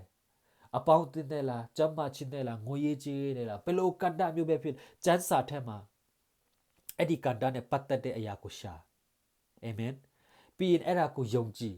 ်တန်တရားစိတ်မဝင်ပါနဲ့ရဲရဲနဲ့စိတ်နဲ့ဝင်ဖျားသခင်ကဆူတောင်းတာကိုနားထောင်တယ်ငါဆူတောင်းနေတာကဖျားသခင်အလိုတော်ဖြစ်တယ်ငါဆူတောင်းတဲ့တန်ကိုဖျားသခင်နားငြောင်းတယ်ယုံကြည်ပါဘာကြောင့်လဲယေရှုခရစ်တော်ကကျွန်တော်တို့ကိုချစ်လို့အားကြီးလို့ကျွန်တော်တို့ကိုသူ့ရဲ့ဘုန်းတော်အတွက်အသက်ရှင်စေချင်တာဖြစ်တယ်ကျွန်တော်တို့ကိုဒီလောကသားတွေကဲ့သို့ပျက်စီးဖြစ်ဖို့ကြောက်ဖို့ကျွန်တော်တို့ကိုသူ့ရဲ့အလိုတော်မဟုတ်ဘူးကျွန်တော်တို့ကိုသူ့ရဲ့အသက်နဲ့ရွေးပြီးတော့ဝယ်ယူခဲ့တဲ့သူတွေကိုကြမ်းမာပျော်ရွှင်တမ်းမာပြီးတော့သူ့ရဲ့ဘုန်းတော်အတွက်ယေရှုခရစ်တော်အတွက်ဆင်းရဲခံဖို့ကျွန်တော်တို့ကိုရွေးနှုတ်ထားတာဖြစ်တယ်လောကသားတွေနေတူယောဂခံစားပြီးဆေးတောက်ပြီးတစ်သက်လုံးနေရဖို့မဟုတ်ကျွန်တော်တို့ကိုကြမ်းမာတန်ဆွမ်းယုံတင်မကောက်ကျွန်တော်တို့အဖြစ်လူမျိုးမျိုးကောင်းကြီးခံစားရဖို့ကျွန်တော်တို့ကိုရွေးနှုတ်ခဲ့တာဖြစ်တယ်ကျွန်တော်တို့ကိုယေရှုခရစ်တော်ရဲ့ကားတိုင်ကိုထမ်းဖို့ကြမ်းမာတန်ဆွမ်းချမ်းသာကြွယ်ဝတဲ့သူဖျားသခင်အလိုတော်ရှိတာဖြစ်တယ်အာမင်ယေရှုခရစ်တော်အတွက်ဆင်းရဲခံဖို့အတွက်မိတ်ဆွေဒီကနေ့ဖျားသခင်ကမိတ်ဆွေနဲ့ကျွန်တော်ကိုခေါ်နေတာဖြစ်တယ်အဲ့ဒါကြောင့်မိတ်ဆွေကျွန်တော်နှုတ်ကပတ်တော်မှာယက်တီရအောင်နှုတ်ကပတ်တော်ကိုယုံကြည်ရအောင်ယေရှုခရစ်တော်အမှုတော်အတွက်ထမ်းဆောင်ဖို့အတွက်ကျွန်တော်အစင်တစ် ready လုပ်ထားရအောင်အာမင်အာမင်ကျွန်တော်ယုံကြည်တယ်ဒီကနေ့ ဒီနှုတ်ကပတ်တော်ကလုံးဝကောင်းကြီးဖြစ်မယ်လို့ဖြစ်တယ်လို့ကျွန်တော်လုံးဝယုံကြည်တယ်အာမင်ဖျားသခင်ကောင်းကြီးပေးပါစေ